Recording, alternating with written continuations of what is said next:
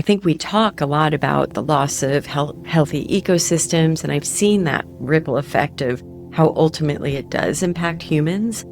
But I think, developing this connection with these creatures made me realize that it is so much more than that. It is like a loss of our own connection to being wild and who we are.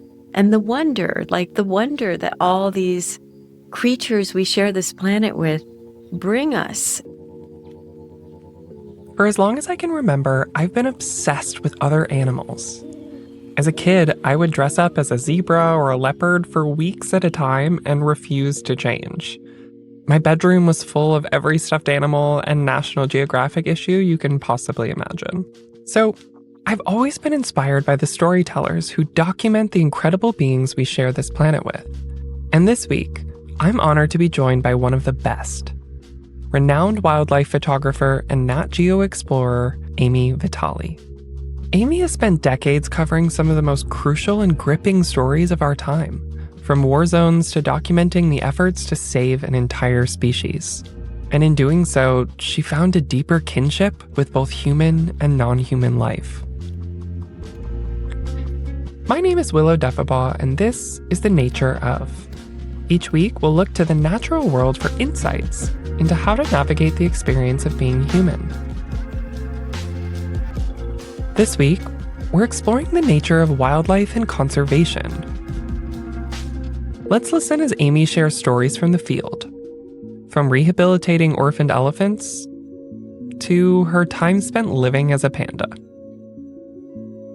Amy, you have spent your life capturing moments that so many of us will never get to experience. Moments that are beautiful, heartbreaking, and so completely wild and tender. When I saw you speak, you shared about a near-death experience almost during your time. I think you were in Gaza, right? Do you feel comfortable sharing about that moment and how it kind of led you to shift your approach in covering human stories? Yes. Okay. So early on in my career, I was asked to bring back the most violent, dramatic images to illustrate these conflicts. And it wasn't just Gaza, it was every conflict. It was the same thing.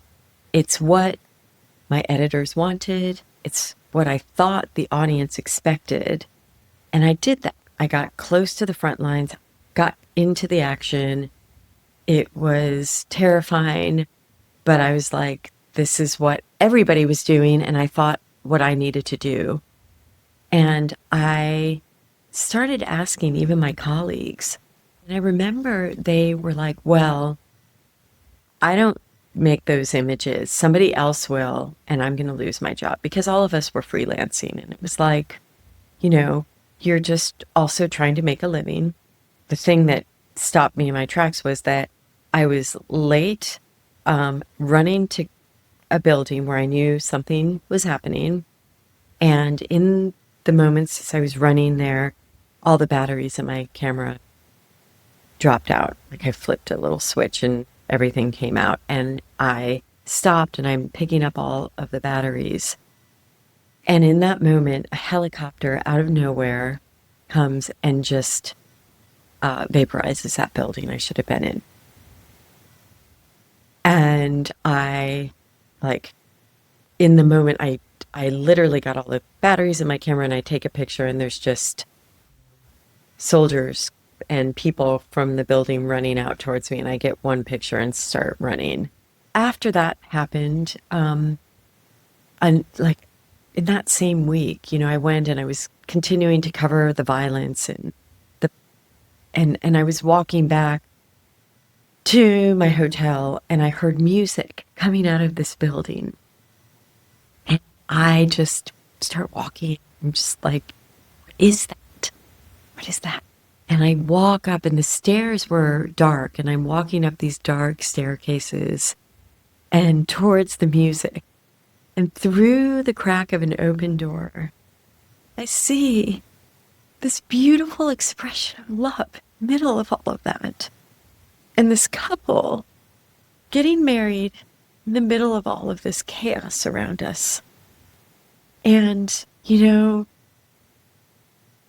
I just thought, wow, first of all, that humans everywhere want the same things.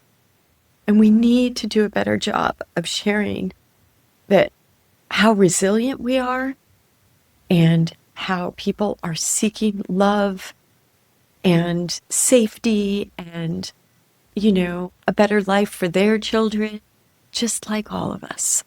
And to me, you know, it wasn't the story that my editors wanted, but that was the story. That was the story of human resilience and connection, like relating us to one another so that people can relate and not just see all of these people in this war-torn place as other than me and somehow different. The same thing we do with animals, that they're different, like we are different. There's an arrogance in that, you know? No, we're not. You know, it's a good time to share this quote Richard Powers had from one of his favorite books. I'm just going to read it because I love it. And I think it basically, he talks about, you know, there are 4 good things worth practicing: being kind toward everything alive, staying level and steady, feeling happy for any creature anywhere that is happy, and remembering that any suffering is also yours. And I think about that a lot. Like that, I've had the privilege of working in so many places where there is so much, not just human suffering, but, you know, creatures suffering, the environment suffering. And I come back and I know it's mine. I know it's all of ours. And that grief lives in me. It's almost it's a double-edged sword in a way, because, I mean, our grief is our love, right? We grieve because we love. And so when we stop ourselves from experiencing the grief of, you know, what's happening to this planet and what people are doing to each other, then we're also cutting ourselves off from the love. And that's what we need to be in. And your work, your photographs really connect people to that shared love.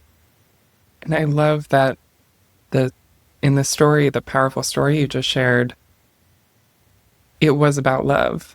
Like that was the image, that was the story. And it speaks to so much of what we're talking about here, which is that the story can't only be the violence and the destruction. Because I question, and we talk about this a lot with Atmos, is how much that really motivates people versus inviting people back into love with each other and with this planet. Because we are moved to protect what we love and who we feel kinship with. And these moments, like that moment you described, seeing the wedding, understanding that love is something that we all have in common, and that you depict so beautifully with your photographs with more than human life too. It's that is the story. I want to go back to something you alluded to also, your time in northern Kenya at the Ruteti Elephant Sanctuary. I know that you've said that it wasn't just people taking care of the elephants there, it was the elephants also taking care of the people. What can you share about your time there? So, Ruteti is the first indigenous owned and run elephant sanctuary in all of Africa. They rescue all kinds of animals now too.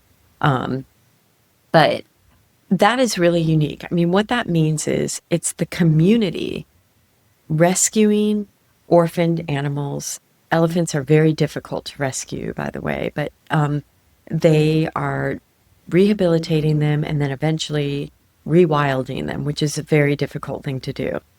And I met them, back in 2013 when it wasn't even there. And they had this ambitious dream to make an elephant sanctuary. But at the time, everybody laughed at them and said, you don't have funding, you don't have the political power to get all of the permits and to get the permissions to do this. And I met them and thought, of course they are going to do this, and have just sort of stuck with him from the first elephant that arrived in 2016, and until today, where, they also, by the way, they're doing so many things differently. Everything from hiring indigenous women, Samburu women, which has never been done, to be elephant keepers, to really looking at their nutrition. And so they were, from the very beginning, looking around at nature, at what wild elephants eat, and trying to, add some of those things in nature, like spirulina, and just like making these formulas. So in the past, across all elephant sanctuaries, they use milk formula made for humans, this powdered milk formula, and it works, but it's about a 50% success rate in the first 2 weeks. So 50%. 50% because they're switching. Imagine they come in traumatized. They are so intelligent, and the keepers are there around the clock. They stay with them day and night. They try to feed them every 3 hours. And during the pandemic, though, they got really nervous because they realized, like, we ship in the milk formula. They are in a very remote part of Kenya. And they thought, what happens if we can't even get this? We should start looking to nature for a solution. And so they were like, well, goats eat the same browse, the same material that the elephants do in the wild. Maybe we should look at goats. And so they started, analyzing goat milk and then doing some tests. And it turned out not only did it work, they went from a 50% survival rate in the first 2 weeks to a 90% survival rate. So I love this story so much because it's a metaphor for all of us right now. We are in a terrifying, tumultuous moment, but it is in these moments that maybe we can find a better way of doing things. And so, for example, I was just back there this past year for another incredibly emotional moment when they released 13 of the elephants that came in kind of at the beginning when it first opened. And Kapai was like, I mean, I remember her when she was 1 week old, and just such a courageous. I just want to back up also and talk about the intelligence of animals. They have lifespans as long as us. They can literally die of heartbreak. They they have the emotional intelligence. I think, they, even more than a lot of humans have shut that off. Elephants have not.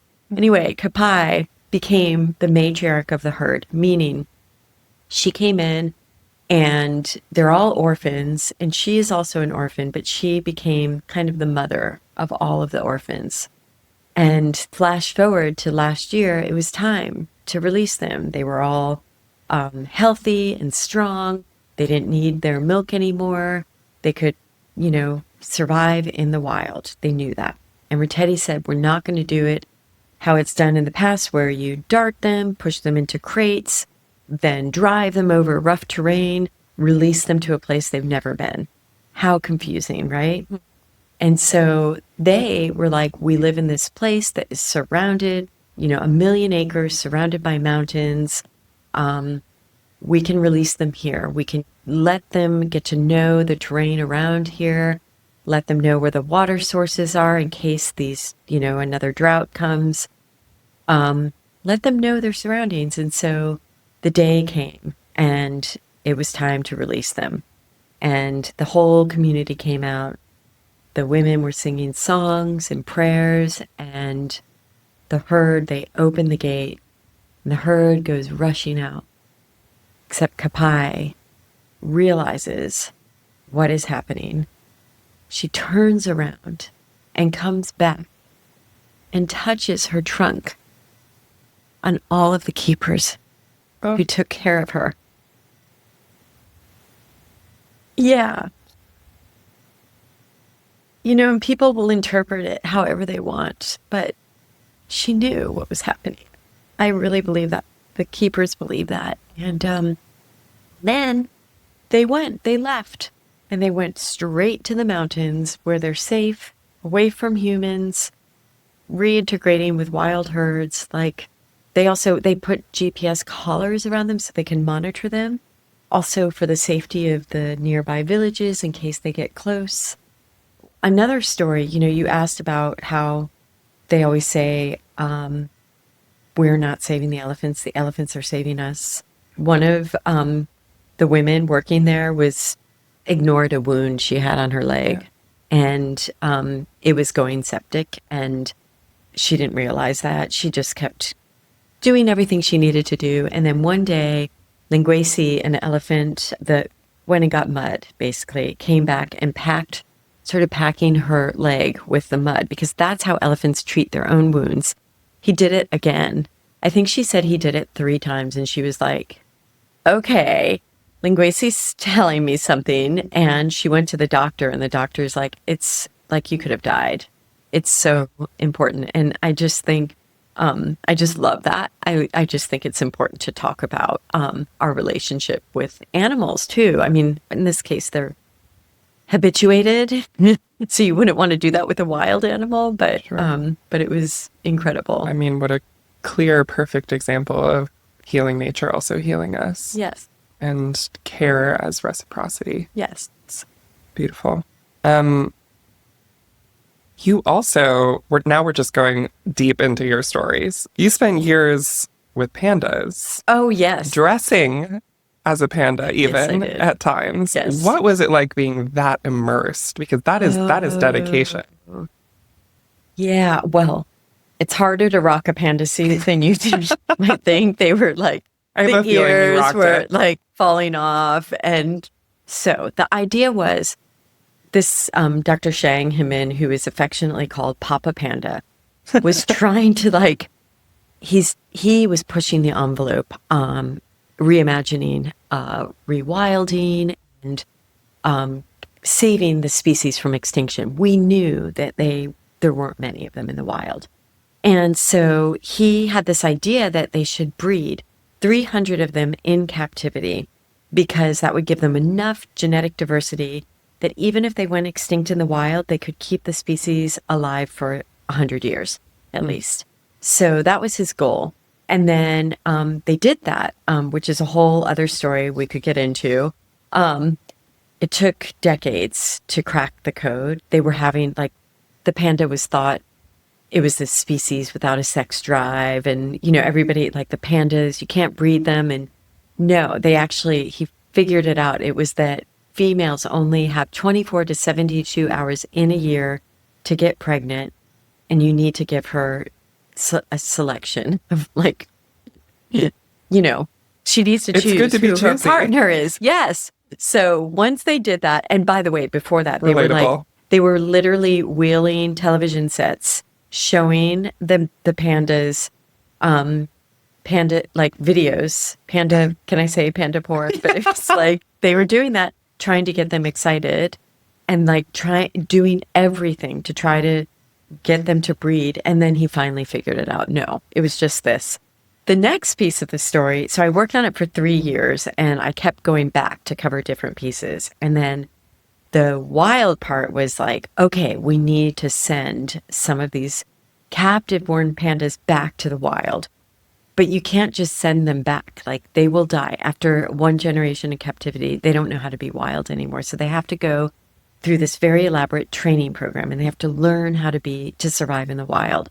So Papa Panda was well, the biggest threat to pandas is humanity.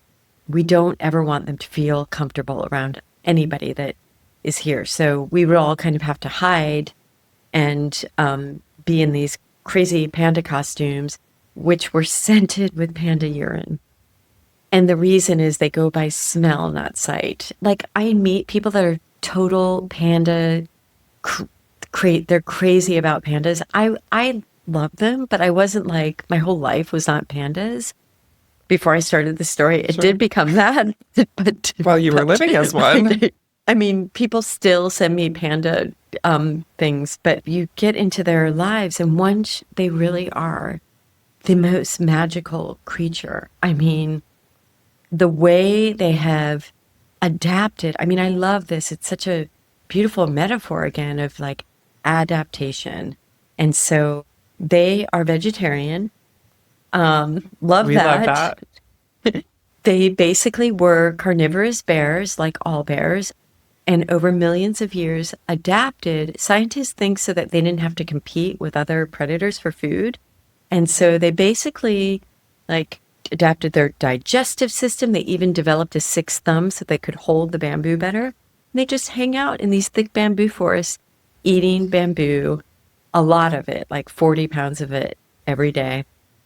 And, they're just these really magical bears. And when you look at them as little babies curled up in a ball, they almost look like the yin and yang symbol. They're like these symbols of peace in a way. And I kind of believe that. Like, I think that for a long time, they used them as a diplomacy, a tool. They started to give pandas out first to Richard Nixon. And that's how we got the first pandas here. Richard Nixon was given a panda. Two. Two pandas. Two pandas. Did not know that. Yeah. And so, but it was called panda diplomacy. It was in the news again last year because when things were getting rocky between China and the United States, they brought their pandas back, and then the United States, and China renegotiated because people, and I think this is such a great metaphor for me too. I realized this. I started getting too politically, in the weeds with upset about things. And I realized, no, these animals can bring us all together. That is one thing everybody can relate to. And we have this shared love. So I think we need, people on all parts of the political spectrum. But I think animals bring us back and remind us, it's like this safe place we all can rally behind. Yeah, because we all have, so I write this weekly newsletter for Atmos called The Overview. And each week I look to a different species, whether it's an animal or plant, for, human lessons. And that can help us navigate life.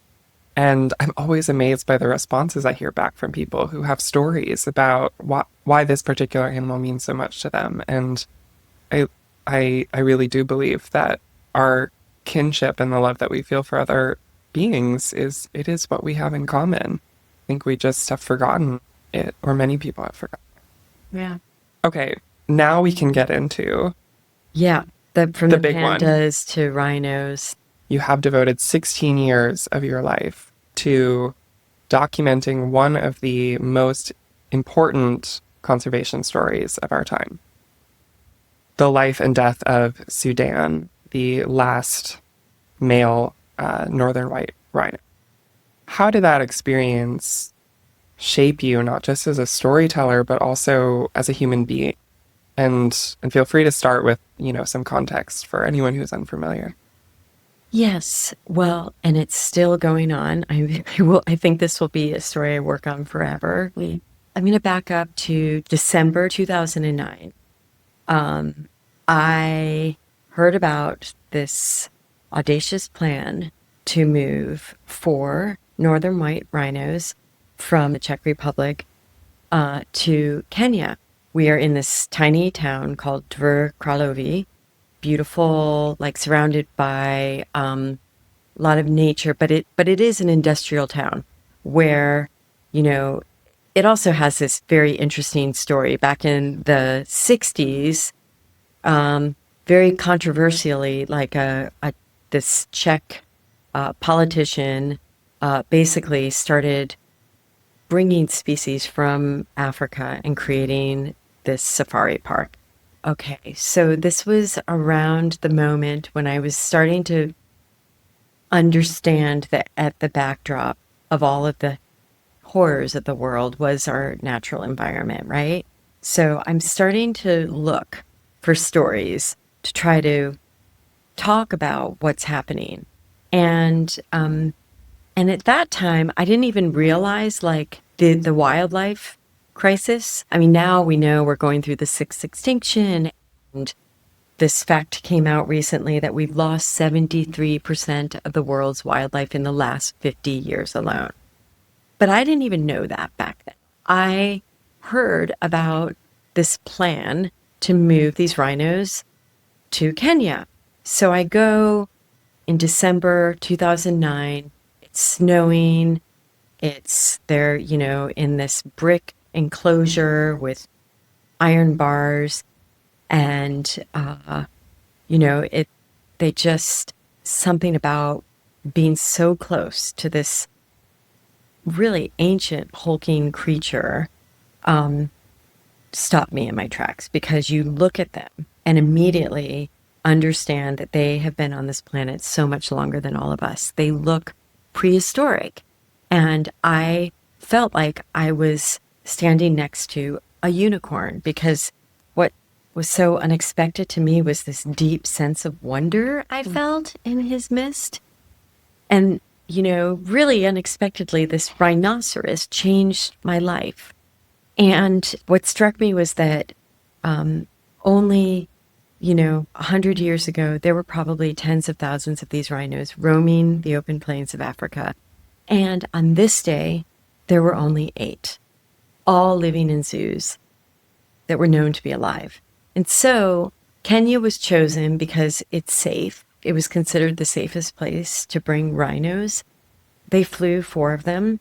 And I started this story, which interestingly, nobody really wanted back then.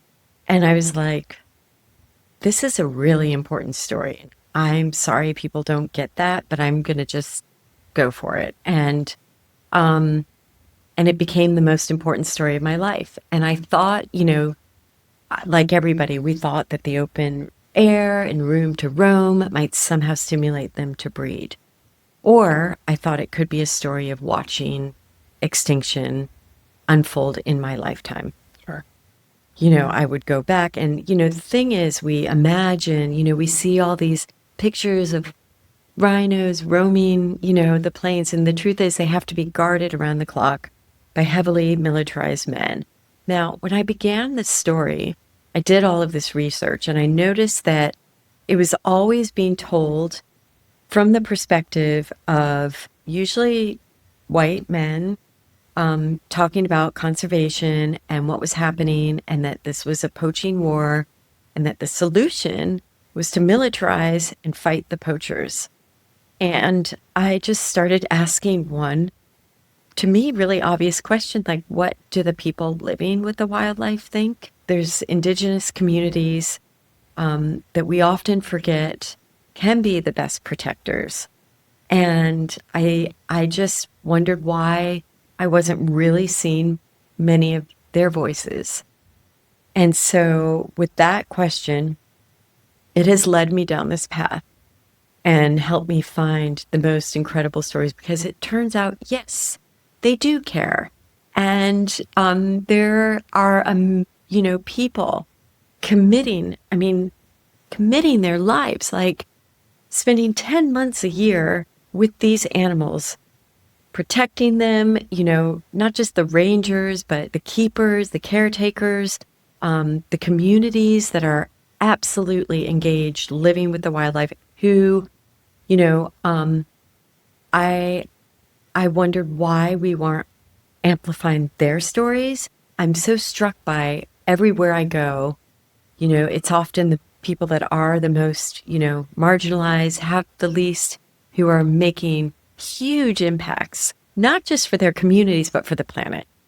And can you share a little bit more about how the story progressed and where it is now? Oh, yes. So back in 2018, I got a call because Sudan, he was old, he was 45. It was time. He was suffering. So they called me and said, hurry, come back to Kenya. And I raced to get back there. And the scene that I saw was all of the keepers. It was raining and everybody just surrounding Sudan. And each of the keepers went up to give their last goodbye. And Joseph Witchira, I only took 2 pictures because I didn't want the sound of my camera to disturb this sacred moment. And I have this image of Joseph leaning in to say goodbye, and it was amazing. Like, Sudan knew too that everybody loved him. And it's crazy that every time I talk about it, it's still so raw. Because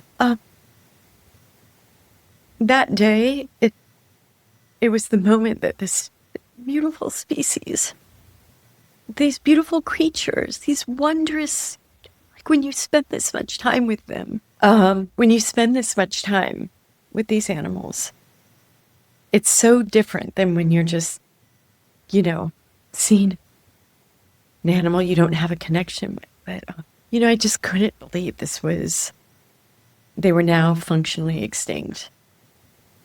And this was it. And that it meant future generations will never get to experience these creatures. The thing I am haunted with was the silence on that day. I mean, usually nature, there's a lot of noise in nature. And on that day, there was this really haunting silence. All you could hear was the muffled sobs of everybody who loved and protected him. And it was just like this foreshadowing. This is what a world without wildlife will be like, and what it will sound like without these magical creatures. And I've thought so much about this moment and what it means for humanity. And I think we talk a lot about the loss of healthy ecosystems, and I've seen that ripple effect of how ultimately it does impact humans. But I think, developing this connection with these creatures made me realize that it is so much more than that. It is like a loss of our own connection to being wild and who we are. And the wonder that all these creatures we share this planet with bring us. It's so emotional. I mean, thinking about that silence as being foreshadowing, it's chilling. And, speaking of our grief being our love, right? I mean, I feel that so deeply just sitting with you and hearing the story. And you've shared a couple times the stat of 73% of wildlife having been killed in the last 50 years. How do you personally process the grief? I mean, and how do you transform that? I've sunk into that despair for a second, and then I realized, well, this is not the appropriate response right now. We have to get to work because there's amazing people out there. And, that happened with the rhino story too. In the darkest moment, when it feels like there is no hope and that this is the end, this incredible team of just a few individuals are doing everything they can in the last moment to save these species. And, they have been working on this for quite a long time. There's things that stop the progress, but they persisted. And even through the pandemic, the biorescue team, which is this amazing team from Germany, the Czech Republic, Japan, Kenya, it's many countries working together. And they made, dozens of trips and were taking the oocytes that's the immature eggs from Fatu, the younger female, because both of the females were actually unable to breed. And so they realized that they could take those eggs, and they had 24 hours to get them to a lab in Italy. They froze semen from some of the deceased male northern white rhinos before they passed away, knowing extinction was coming. So today they have created 35 viable, pure northern white rhino embryos. And they also, last year, they made the world's first IVF surrogacy. And it worked, but tragically, Like they've just had ups and downs because of climate change in Kenya. They had droughts and then just these massive floods. And right after the floods, like unearthed a bacteria. So it did kill the surrogate mother and her fetus. And it was just this heartbreaking moment. They did not use the northern white rhino embryo for that, though. They wanted to test with the southern white rhino embryo, but it signaled like now, the future lies in, the hope lies in creating a surrogacy program where they get surrogates. They have to find the right surrogates, and it's a much more elaborate thing, very complicated. So I won't go into all of it, but I actually believe in the next few years we will be seeing northern white rhinos again on the plains of Africa. And this story does give me so much hope, but I think also we should not wait for technology to save all of us. I love that the rhino work that they're doing is actually they're already working with the Indonesian government because the Sumatran and Javan rhinos are also endangered species, and so critically endangered. And so they're going to be, already working to save them so that they don't wait until it's just two females. I wanna highlight the fact that this team is comprised of people from a number of different countries because it makes me really feel that saving Takes all of us. it takes all of us, and also saving, the other beings we share this planet with, saving this planet will also save us and our humanity. And how this conversation started talking about conflict, it's all connected. It's so interesting you say this. So I left conflict for many reasons, but one of the other things was that I just like on a professional level, it was so cutthroat and aggressive. And I was like, oh, I'm going to move to, conservation with this very idyllic view of it. Conservation is also cutthroat. And I think it is so misguided because people were criticizing like the panda story because they're like, why are we saving pandas? And basically they think that like conservation is coming from one bucket of money. It is not. And that we're not all competing for the same resources. It is going to take innovation and ingenuity and creativity and working with local people everywhere. That's the way forward. And I'm so glad you brought that because it's a perfect metaphor. The Biorescue Project, when it first began, I'll never forget it. The very first meeting, there was so much distrust between everybody. I mean, lovely humans, but everybody was just like, who are you? So there's a lot of different people, very different cultures, very different ways of communicating. But you should see everybody now. It is like a family. It is such a privilege to be on the front lines and to see this trust and against also, I want to say, they are in a difficult place because the backdrop is this war in the Ukraine, which is impacting the funding for this project. And they're so close to saving the northern white rhino from extinction.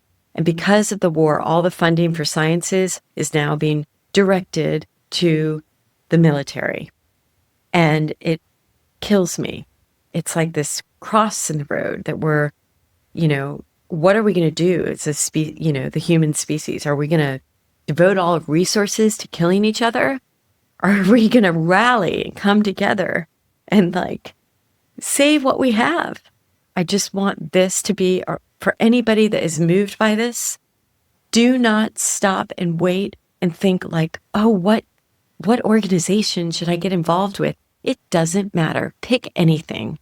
Pick something in your backyard because there are millions of stories in every single issue I work on.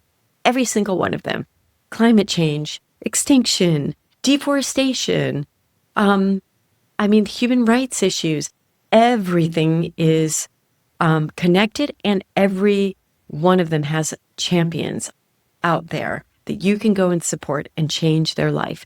When I began Ratetti, They were super fragile, super vulnerable. That sanctuary could have closed. And it takes like rallying behind them, getting the donors to support them. It takes a village, right? It's everyone. It takes everyone. So I want this to be a rallying call for more of us. I think about all the ridiculous things we focus on, and it's fine. You can do that too. But like, this one feels good too. Yeah. I recently heard you say something that really stuck with me, which is that we have to live our lives somewhere between the infinite and the intimate. Mm-hmm. For anyone listening, how do you personally practice that?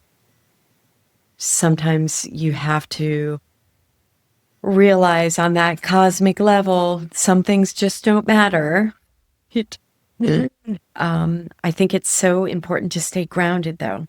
Grounded in who you are, grounded in, your love and compassion for the world. Like, it's in all of us. And to be brave, to be vulnerable again, and to try. You'll get rejection and pain and hurt, and like, take it all on. It's part of being human. But don't be afraid to get intimate. Like, that is what is going to save all of us. And I'm sorry I'm so emotional today. It's just I'm emotional listening. It's like, it's okay. There's so much beauty in all of us, in all of this world. And I don't know why we're all so afraid of each other. I think I've been so privileged to see so much, and it has humbled me and shown me that. And that not to be afraid of being uncomfortable too. I mean, I think I walk towards the things that make me the most uncomfortable because I'm always surprised. There's so little to be afraid of, actually. And really, I mean that on everything from physical to emotional to spiritual. And, walk towards what makes you afraid. Do it today. Do it now. Go talk to somebody that's different than you, that might scare you. And, you might actually change their lives. And they're going to change your life. And it happens in little ways and big ways. But to me, that's the biggest worry that I'm fighting every day, is like that, we have to not be afraid. Intimacy will save us. Intimacy will save us. I can't think of a better note to end this conversation on. Thank you so much, Amy. Thank you Truly. So much. Thank you for showing up with so much wisdom and vulnerability.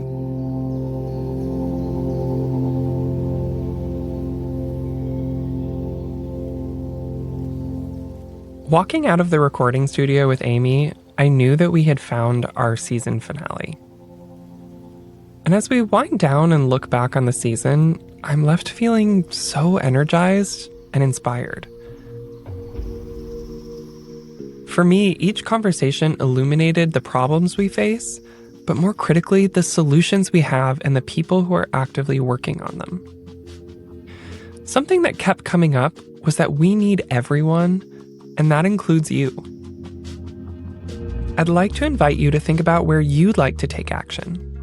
Whether that's incorporating biomimicry into your life, getting involved in conservation efforts, finding a deeper sense of symbiosis within your community, or even switching to a few plant-based meals per week. In other words, my final prompt for you is, what role do you want to play in this ecosystem of change? I'm Willow Defebaugh, and this is The Nature Of. Thank you so much for listening.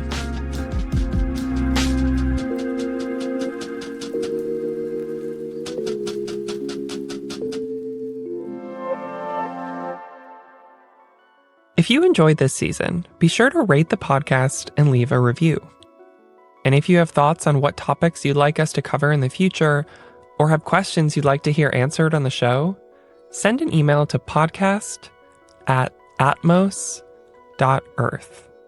And that's Atmos, ATMOS.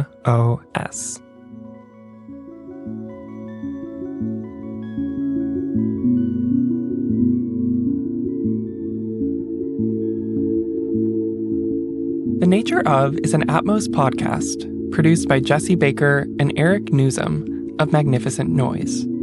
Our production staff includes Julia Nat, Eleanor Kagan, and Daniel Hartman. Our sound designer is Kristen Muller. The executive producers of The Nature Of are me, Willow Defebaugh, Teresa Perez, Jake Sargent, and Eric Newsom. Atmos is a nonprofit media organization focused on the cross-pollination of climate and culture. In addition to our podcast, we deliver award-winning journalism and creative storytelling through a biannual print magazine, daily digital features, original newsletters, and more. To support our work or this podcast, see our show notes or visit atmos.earth/biome. That's atmos.earth/BIOME.